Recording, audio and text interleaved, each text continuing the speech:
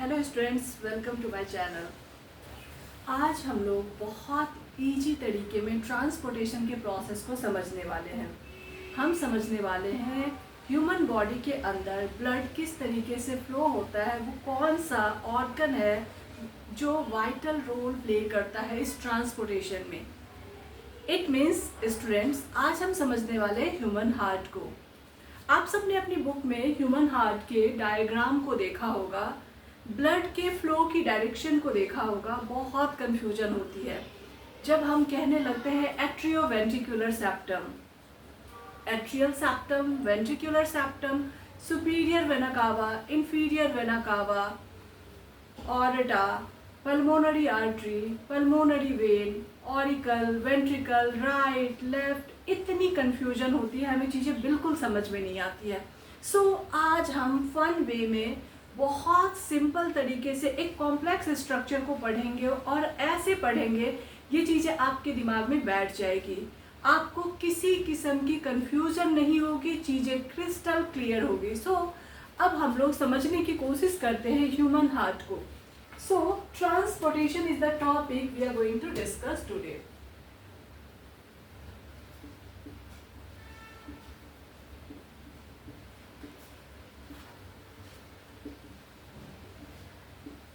अब students, imagine कीजिए हम एक मल्टी स्टोरी बिल्डिंग में हैं, है ना। अब इस मल्टी स्टोरी बिल्डिंग में हमें वाटर सप्लाई करना है। हमें हर फ्लोर पे, हर फ्लैट में वाटर सप्लाई करना है। और ये वाटर कैसा होना चाहिए? It should B pure drinking water, है ना। अब यहाँ अगर मैं आपसे कहूँ कि आप अपने टेरिस को इमेजिन कीजिए, अपने घरों की छतों को इमेजिन कीजिए। आप सबने नोटिस किया होगा हमारे घर के छतों पे एक वाटर टैंक रखा होता है, मे बी ऑफ 1000 लीटर। इसकी वॉल्यूम हो सकती है या इससे कम या इससे ज्यादा, है ना। तो हमारे छत पर क्या रखा है? पानी की टंकी रखी है। और आप क्या देखते हो? एक मोटर है जो इस ग्राउंड वाटर को कैरी करता है, अपलिफ्ट करता है और पहुंचाता है इस वाटर टैंक के पास। And with the help of this motor, है ना, हम क्या देख रहे हैं? हमारे घरों में, हमारे हर कमरे तक वाटर सप्लाई। हर कमरे से मतलब है जहाँ पे नीडेड है, वॉशरूम, किचन, ऐसी जगहों पे वाटर की सप्लाई पॉसिबल हो पाती है। इस मल्टी स्टोरी बिल्डिंग की बात करें तो आप देखोगे कि यहाँ पर जो मोटर चाहिए होगा, बहुत एफिशिएंट मोटर चाहिए, सो दैट कि ये टॉप फ्लोर तक वाटर सप्लाई कर सके।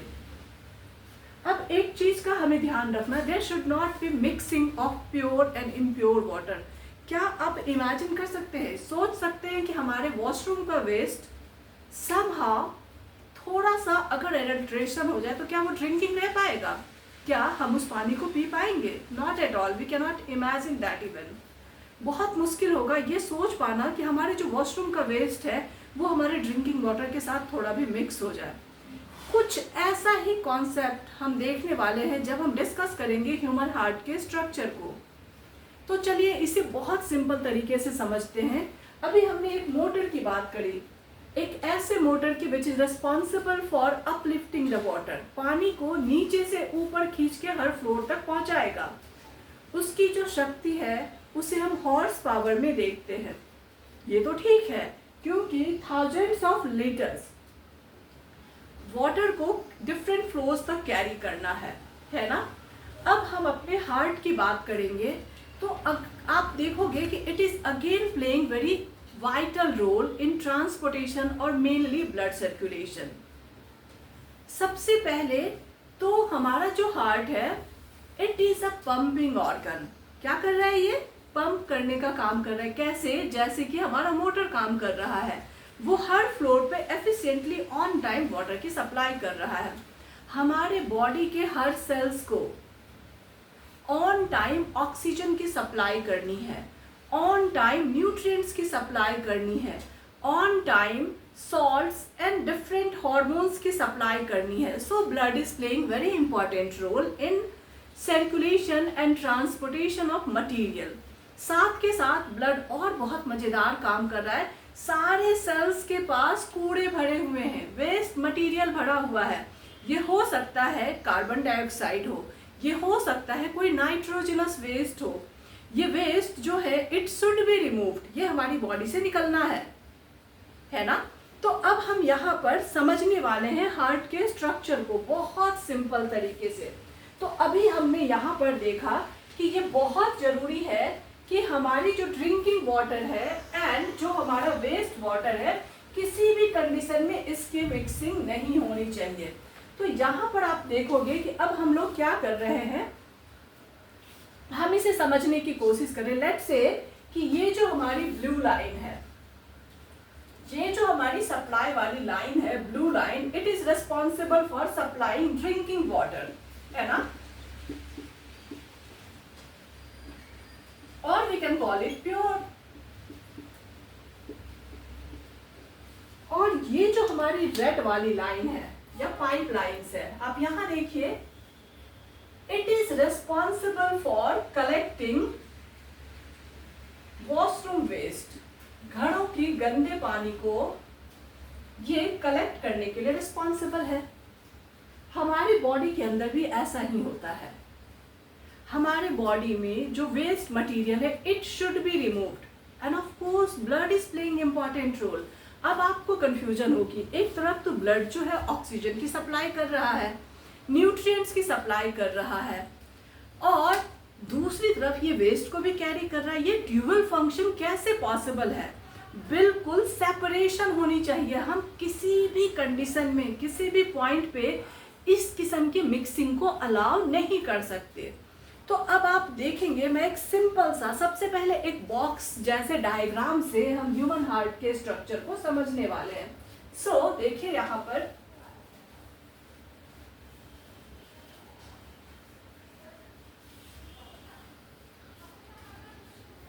अब हम यहाँ पर देख रहे हैं स्टूडेंट्स, एक मैं आपके कंफर्ट के लिए बहुत सिंपल सा एक बॉक्स बनाती हूँ। ये देखिए, ये हमारे पास एक बॉक्स है, ठीक है। अब यहाँ पर ये जो बॉक्स है इसको हमने 2 हाफ में डिवाइड कर दिया। ये देखिए, हमने इसे 2 हाफ में डिवाइड कर दिया। अब यहाँ पर ये वाला जो है, जिस पर्सन का ये हार्ट होगा उसके लिए ये राइट हो जाएगा। मेरा तो ये लेफ्ट है, but it's okay, we are talking about human heart of that particular person. अब ये हमारा लेफ्ट हो गया। ये जो एक सेप्टम है, ये जो एक सेपरेशन की लाइन है ना, जो डिवाइड कर देता है, ये हमारे हार्ट में एक सेप्टम के रूप में मौजूद है, जो हमारे हार्ट को 2 हाफ में बांट दिया, राइट एंड लेफ्ट में, ठीक है। अब हम देखते हैं यहाँ पे अगेन, ये जो हमारा हार्ट है ये डिवाइड हो गया।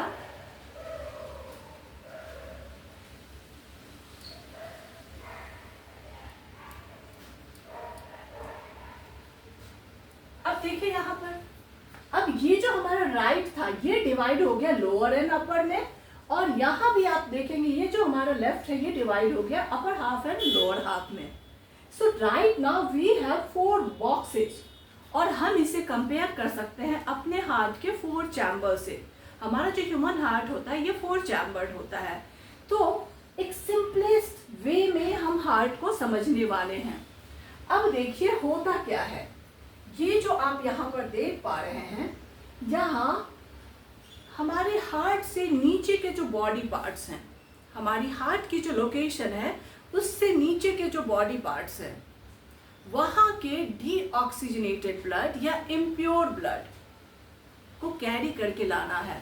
अब थोड़ी से इन बॉक्सेस की नेमिंग पहले कर दे, फिर हम आगे बढ़ेंगे।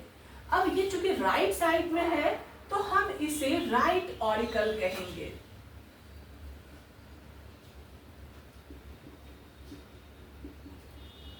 अब ये जो लोअर वाला हाफ है हम इसे राइट वेंट्रिकल कहेंगे। Very simple. In the same way जो राइट का अपर हाफ है हम इसे कहेंगे लेफ्ट ऑरिकल, और जो हमारा लोअर हाफ है इसे हम कहेंगे लेफ्ट वेंट्रिकल। Very simple. यहां तक चीजें आसान लग रही है। देखते हैं आगे चीजें आसान होती है या कॉम्प्लिकेटेड होती है। तो अब हमने देखा हमारे पास 4 बॉक्स हैं और इनके हमने नाम दे दिया ऑरिकल, वेंट्रिकल, ऑरिकल, वेंट्रिकल। अब बहुत ध्यान से हमें लिखना होगा अपने एग्जाम में। राइट की जगह हम लेफ्ट नहीं लिख सकते, ऑरिकल की जगह हम वेंट्रिकल नहीं लिख सकते, क्योंकि बड़े स्पेसिफिक है ये अपने रोल को लेकर, बड़े स्पेसिफिक है ये ब्लड की डायरेक्शन के फ्लो को लेकर। तो हमें बिल्कुल पर्टिकुलरली लिखना होगा, करेक्टली प्रिसाइजली लिखना होगा। अब आप यहाँ पर क्या देख पा रहे हैं, हमारे हार्ट से नीचे के जो बॉडी पार्ट्स हैं, जैसे लेट्स से कि ये हमारे हार्ट की लोकेशन है, तो इससे नीचे के जो बॉडी पार्ट्स हैं वहां से जो डीऑक्सीजनेटेड ब्लड, नाम से आपको पता चल रहा है कि ब्लड में ऑक्सीजन की कमी है। डी मीन्स नॉट और लेस। तो हमारा जो ब्लड है उसमें ऑक्सीजन की कमी है, लेकिन ये हुआ कैसे? तो इसके लिए एक छोटी सी जानकारी आपके पास है। जब हम रेस्पिरेशन की बात करते हैं, सेलुलर रेस्पिरेशन की बात करते हैं, हमारा जो ग्लूकोज है वो टूटता है ना? और आप देखोगे कि ये जो ग्लूकोज है ना, एक 6 कार्बन कंपाउंड है और ये टूट जाता है पायरुविक एसिड में। अब ये 3 कार्बन कंपाउंड है, तो हमें 2 मॉलिक्यूल्स ऑफ पायरुविक एसिड मिलता है। एंड अल्टीमेटली ये पायरुविक एसिड जो है ना, ये टूट जाता है कार्बन डाइऑक्साइड में, वाटर में, और हमें 36 ATP मिलती है। अब ये जो अपना ATP है, एडेनोसिन ट्राइफॉस्फेट, ये एनर्जी करेंसी है। ये हमारे सेल के लिए रुपीस या डॉलर की तरह है।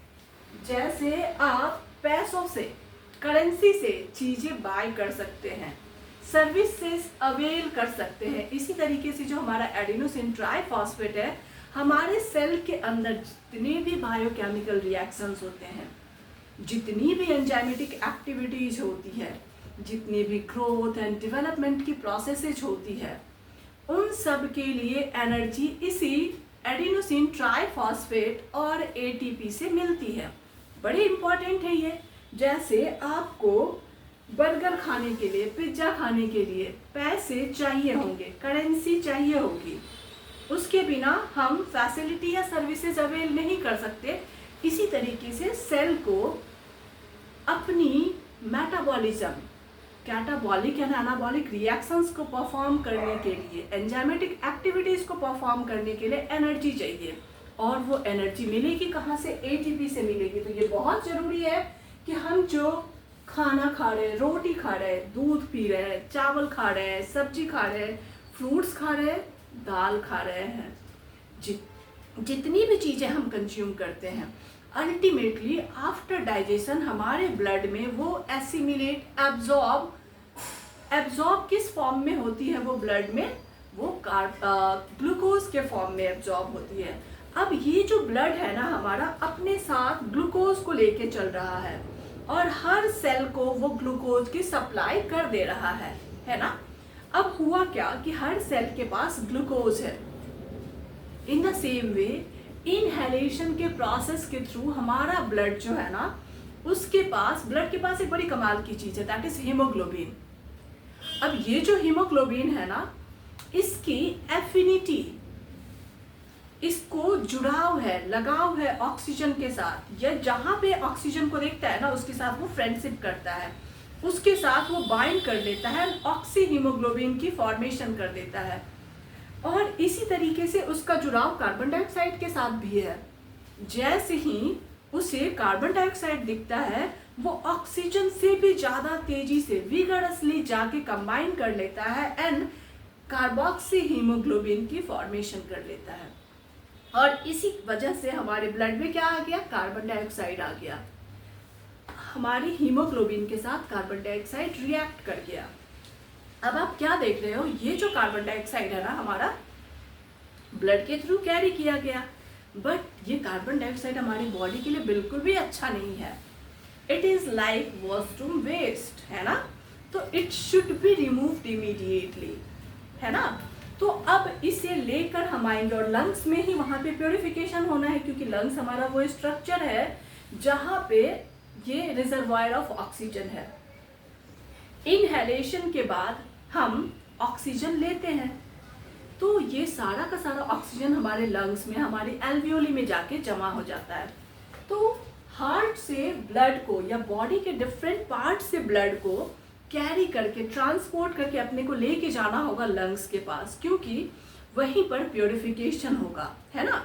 तो अब आप क्या देखेंगे, जो हार्ट से लोअर बॉडी पार्ट्स हैं अपने, यहां से एक इनलेट बना हुआ है, और जो हार्ट से ऊपर के बॉडी पार्ट्स हैं उनके लिए भी। अब इन दोनों जगह पे आप क्या देखेंगे, जो डीऑक्सीजनेटेड ब्लड है वो एंटर कर गया। कहाँ एंटर किया है, राइट ऑरिकल में। कहाँ एंटर कर गया, राइट ऑरिकल में। और ये ब्लड कैसा है, जो नीचे वाला पार्ट है, तो हम इसे कह सकते हैं इंफीरियर वेना कावा। अब आप देख रहे हो यहाँ पर, this one is inferior vena कावा,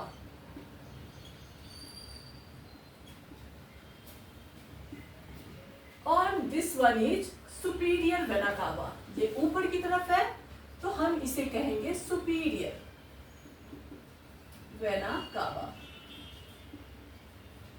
अब आपने क्या देखा, पूरे बॉडी के डीऑक्सीजनेटेड ब्लड कहां पर पहुंच गए, हमारे राइट ऑरिकल में पहुंच गए, और राइट ऑरिकल में सुपीरियर एंड इंफीरियर वेना कावा के थ्रू आए। कैसे ब्लड आए हैं, ये डीऑक्सीजनेटेड ब्लड है, इम्प्योर ब्लड है, ये डीऑक्सीजनेटेड ब्लड। ठीक है, आने देते हैं ब्लड को यहाँ। अब ये जो हमारा ऑरिकल है ना, इसमें ब्लड भर गया। कैसा ब्लड है ये, इम्प्योर या डीऑक्सीजनेटेड ब्लड भर गया है। अब यहाँ पर आप देखोगे, ब्लड के यूनिडायरेक्शनल फ्लो को मेंटेन रखने के लिए वाल्व्स बने होते हैं। तो ये देखिए, राइट साइड में जो वाल्व्स है ना, ये 3 कस्प लाइक स्ट्रक्चर से मिलके बना है, और हम इसे कहते हैं ट्राइकस्पिड वाल्व्स। तो आप यहाँ पर देखोगे, राइट साइड में जो है ये ट्राइकस्पिड वाल्व प्रेजेंट है। ये जो वाल्व है हमारा, ये यूनिडायरेक्शनल फ्लो ब्लड के को मेंटेन रखता है। यूनिडायरेक्शनल का मतलब क्या हो गया, अगर ये राइट ऑरिकल में आया है, और जैसे ही यूनिडायरेक्शनल का मतलब होता है सिंगल डायरेक्शन में फ्लो करना। ऐसा नहीं कि आया भी और फिर हम उठ के चल दिए, नहीं, आया फिर वो फर्दर आगे फ्लो करता चला जाएगा, वो बैक फ्लो नहीं होगा। इस बैक फ्लो को रोकना बहुत जरूरी है। तो अब आप देख रहे हैं कि ब्लड जो है ना, इस वाल्व के थ्रू वेंट्रिकल में आएगा, लेकिन ये होगा कैसे, हमारा वाल्व जो बंद था वो खुला कैसे। तो अब आप देखोगे, हमारा जो हार्ट है ना, ये पंपिंग मशीन है। Contraction and expansion, rhythmic contraction and expansion अपने को देखने को मिलता है। होगा क्या, यहाँ पे ब्लड से भरा हुआ हमारा राइट ऑरिकल है। अब ये जैसे ही कॉन्ट्रैक्ट किया, क्या हो जाएगा, प्रेशर जनरेट होगा यहाँ पर, और सारा का सारा ये जो वाल्व है हमारा ओपन हो जाएगा, और सारा का सारा ब्लड कहाँ आ जाएगा, हमारा ब्लड आ जाएगा आपके वेंट्रिकल में। ठीक है, वेंट्रिकल में आ गया। अब यहाँ पर आप देखिए, इस वेंट्रिकल से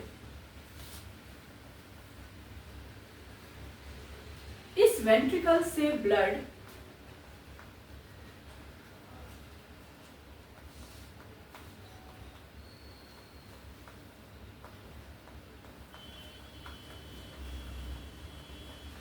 यहाँ से ब्लड का फ्लो हो जाना चाहिए।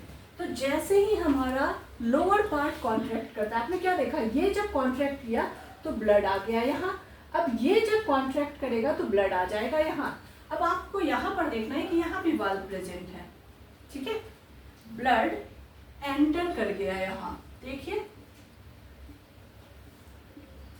और हमेशा ध्यान में रखना है, ब्लू से मैं दिखा रही हूँ, it means I am showing impure blood, ठीक है।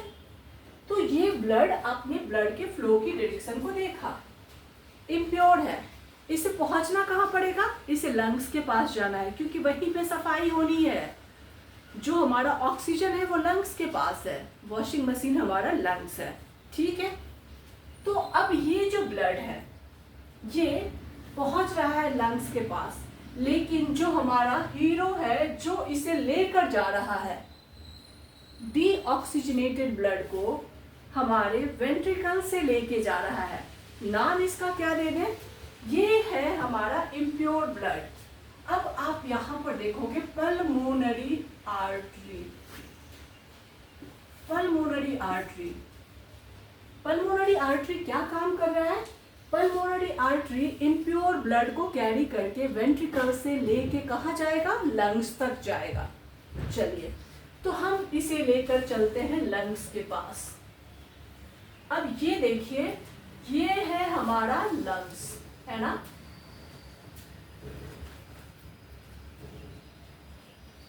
हम यहाँ पे blood capillaries, tract of blood capillaries, उसको दिखाने की कोशिश कर रहे हैं। अब यहाँ पर जब हमारा लंग्स के पास से प्योरिफिकेशन होता है तो यहाँ पर जो प्रोसेस है उसमें क्या हो जाएगा, अब आप देखोगे यहाँ पर प्योरिफिकेशन के बाद ये जो टफ्ट ऑफ कैपिलरीज है, यहाँ से आप देखोगे जो ब्लड आएगा। अब आप इसे समझने की कोशिश करना। हम लोग जो ब्लड लेकर जा रहे हैं, इस ब्लड में क्या है, पार्शियल प्रेशर कार्बन डाइऑक्साइड का ज्यादा है एंड पार्शियल प्रेशर ऑक्सीजन का लेस है, ठीक है। लंग्स के अंदर क्या हो रहा है, ऑक्सीजन भरा हुआ है। लंग्स के अंदर ऑक्सीजन का partial pressure 102 mm of Hg है, जबकि हमारे जो डीऑक्सीजनेटेड ब्लड है यहाँ पर 40 mm of Hg है। तो आपको प्रेशर डिफरेंस समझ में आ रहा होगा। अब आपको पता है कि कोई चीज कैसे फ्लो करती है, कोई भी पार्टिकल कैसे फ्लो करता है, from higher concentration to lower concentration, from high pressure to low pressure. तो अपने लंग्स के अंदर ऑक्सीजन का प्रेशर बहुत ज्यादा है, तो ऑक्सीजन मूव कर जाएगा लंग से and will enter in blood capillaries. And आप दूसरी तरफ देखेंगे ब्लड कैपिलरीज में कार्बन डाइऑक्साइड का पार्शियल प्रेशर ज्यादा है, 45 mm of Hg के नियर अबाउट है। और जो हमारा लंग्स है वहां पे कार्बन डाइऑक्साइड का पार्शियल प्रेशर लेसर है, that is 40 mm of Hg। So what will happen, हमारी जो ब्लड कैपिलरीज है वहां से हमारी जो ब्लड है इम्प्योर ब्लड, वहां से कार्बन डाइऑक्साइड हमारे लंग्स में एंटर कर गए। तो लंग्स के एल्वियोली में हमने गैसियस एक्सचेंजेस को समझा। लंग्स ने कहा तुम मेरा ऑक्सीजन ले लो, ब्लड को चाहिए था, इमीडिएटली उसने सारे ऑक्सीजन ले लिए। अब जिसके पास जो होगा वो वही तो देगा। ब्लड ने कहा भाई मेरे पास तो कार्बन डाइऑक्साइड है, तुम वही ले लो। तो अब अपने लंग्स के पास क्या आ गया, कार्बन डाइऑक्साइड आ गया और ब्लड हमारा क्या हो गया, प्योर ब्लड हो गया। सो अब आप देखिए ये जो प्योर ब्लड है ना, इस प्योर ब्लड को एंटर करना होगा, है ना। ये जो हमारा ब्लड है ये प्योर ब्लड है। अब आप देखोगे ये जो हमारा प्योर ब्लड है ये एंटर कर रहा है, ऑक्सीजनेटेड ब्लड एंटर कर रहा है। कहाँ एंटर कर रहा है, लेफ्ट ऑरिकल में, ठीक है। हमारे ब्लड को आने देते हैं। अब आप देखो कि यहाँ पर फिर से वाल्व प्रेजेंट है, क्योंकि ब्लड को नीचे भी तो लाना है। तो अब आप देखिए यहाँ पे 2 कस्प्स प्रेजेंट होते हैं। राइट में हमने देखा ट्राइकस्पिड था, यहाँ पर आप देखेंगे दिस वन इज बाइकस्पिड।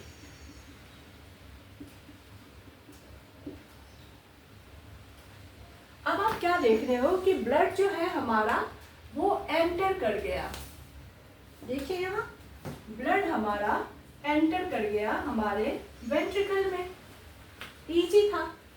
जैसे ही हमारा वेंट्रिकल कॉन्ट्रैक्ट किया, हमारा वाल्व ओपन हो गया और ब्लड आ गया हमारे वेंट्रिकल के अंदर। इजी है, ठीक है। तो इसीलिए हमने कहा था कि यूनिडायरेक्शनल फ्लो, जैसे ही ब्लड यहाँ से यहाँ आएगा फटाक से अपना वाल्व जो है वो क्लोज हो जाएगा। इसको हम लोग अलग से सेपरेटली डिस्कस कर लेंगे, अभी बस बेसिक इंट्रोडक्शन है। तो वाल्व क्या करता है? It is responsible for maintaining unidirectional flow of blood. Unidirectional flow को मेंटेन रख रहा है। अब हमने क्या देखा कि जैसे ही ब्लड यहाँ आया ये बंद हो गया, बैक फ्लो हो ही नहीं सकता। इसी तरीके से यहाँ पर भी हमने देखा ये बंद हो गया था। अब सारा का सारा ब्लड जो है हमारे वेंट्रिकल में आ गया। कैसा ब्लड है? ऑक्सीजनेटेड ब्लड है। अब ये जो ब्लड है ना हमारा, it should be remove from the heart. And अब आप यहां पर क्या देखेंगे,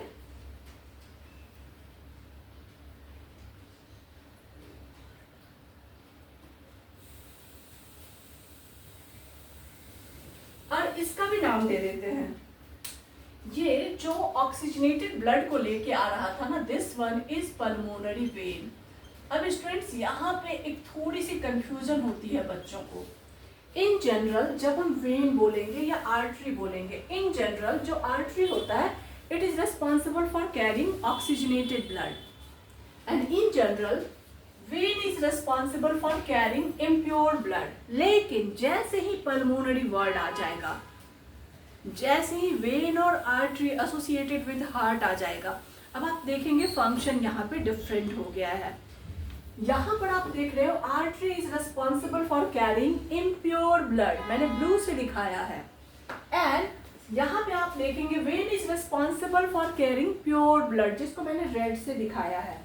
तो अब आप क्या देख रहे हैं कि हमारा जैसे ही वेंट्रिकल कॉन्ट्रैक्ट होगा ना, ब्लड एंटर कर जाएगा। ये वाल्व मैंने दिखा दिया आपको। अब ब्लड जो है हमारा एंटर कर जाएगा, ठीक है। ये जो स्ट्रक्चर है जो डिफरेंट बॉडी पार्ट्स तक हमारे ब्लड को कैरी करके ले जाएगा, हम इसे ऑर्टा कहते हैं। ऑर्टा का काम है प्योर ब्लड को डिफरेंट बॉडी पार्ट्स तक लेके जाना, है ना।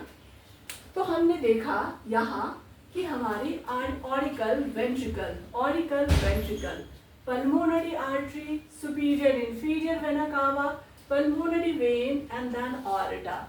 ये जो है हमारे ब्लड के यूनिडायरेक्शनल फ्लो को मेंटेन रखने में इम्पॉर्टेंट रोल प्ले कर रहे हैं। बॉडी के डिफरेंट पार्ट्स से डीऑक्सीजनेटेड ब्लड को कैरी करके हार्ट तक लेके आते हैं एंड हार्ट से ऑक्सीजनेटेड ब्लड को लेके डिफरेंट बॉडी पार्ट्स तक लेकर जाते हैं।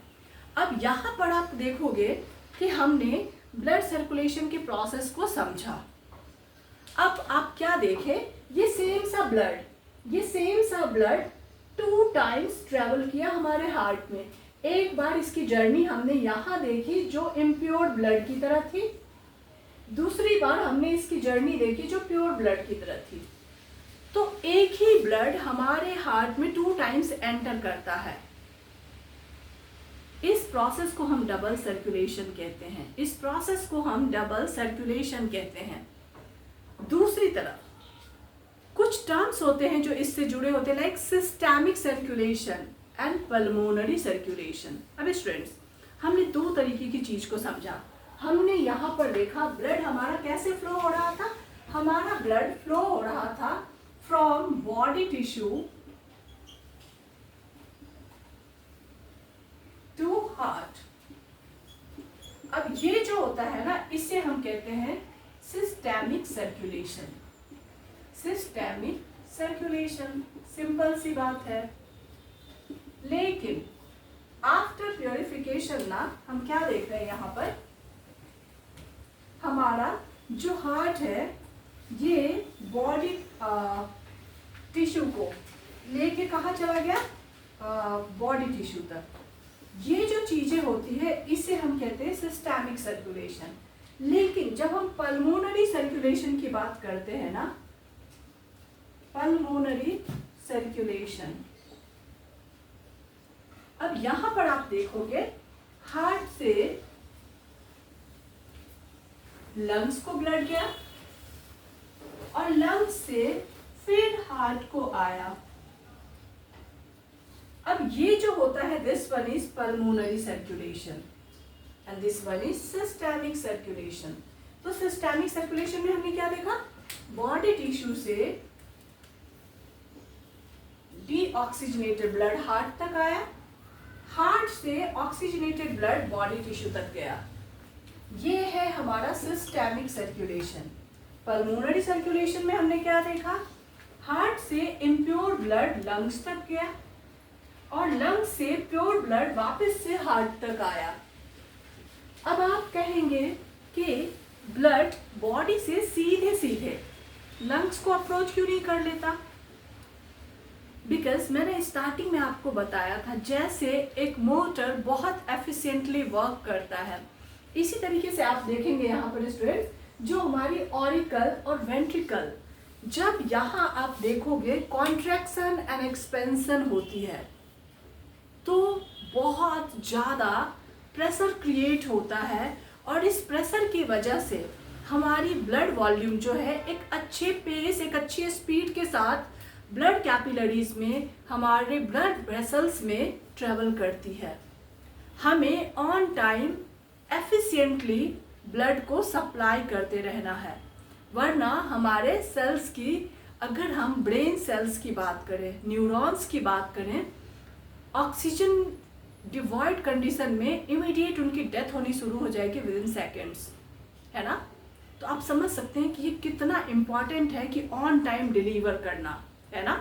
जैसे आपने देखा है जो हमारे स्विगी जोमेटो वाले होते हैं, वहाँ आपने देखा है अगर वो ऑन टाइम डिलीवर नहीं करते तो उन्हें पनिश किया जाता है, उन्हें फ्री में पिज़्ज़ा देना पड़ता है।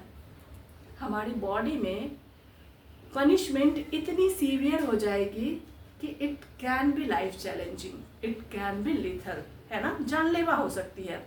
सो स्टूडेंट्स, ये बहुत ज़रूरी है कि हम हमारे बॉडी के टिश्यूज तक ऑन टाइम ऑक्सीजन सप्लाई हो। दैट्स वाई 24/7 हमारा हार्ट जो है ना कॉन्ट्रैक्शन एंड एक्सपेंशन शो करते रहता है। एंड हमारे हार्ट के पास स्पेशल टिश्यूज हैं जहाँ पेस मेकर हम जिसे बोलते हैं, जहाँ पे इस तरीके के इम्पल्स की जनरेशन होती है, ऑटोमेटिक इम्पल्स की जनरेशन होती है। और दैट्स वाई हमारा जो हार्ट होता है it is considered as myogenic in nature. और इसी वाल्व के क्लोजर की वजह से एंड ओपनिंग की वजह से आप क्या देखते हैं, लब and dub sound, heart sound हम देख पाते हैं, जिसे हम इन जनरल धक धक धक धक करना कहते हैं। सो ये क्या है, दरवाजे का बंद होना और खुलना है। तो स्टूडेंट्स, हमने बहुत इंटरेस्टिंग तरीके से इस पूरे टॉपिक को बहुत सिंपल तरीके से समझा है। But what is important, kindly do all the questions related to this topic and practice diagram, human heart के डायग्राम को प्रैक्टिस कीजिए। ब्लड फ्लो की डायरेक्शन को दिखाना बहुत ज़रूरी है और हम किसी भी स्टेज पे इस फ्लो को गलत तरीके से नहीं दिखा सकते, else we will have to pay a lot, हमारे नंबर कट जाएंगे। सो हमें बहुत केयरफुली पढ़ना है। तो हमने इस टॉपिक को कंप्लीट किया। Thank you very much for being here. Okay class.